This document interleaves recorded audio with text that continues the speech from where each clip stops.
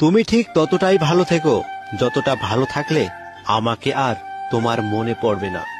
হাতের আঘাত শরীরে লাগে, তবে কথার আঘাত মনে লাগে। সত্যি কথা বলতে কষ্টটা তুমি দাওনি, ওটা আমার ভাগ্যে ছিল। আজ হয়তো তোর কাছে সময় নেই আমার সাথে কথা বলার, একদিন দেখবি তোর কাছে অনেক সময় থাকবে। শুধু তোকে মিস করার মতো আমিটাই আর থাকবো না।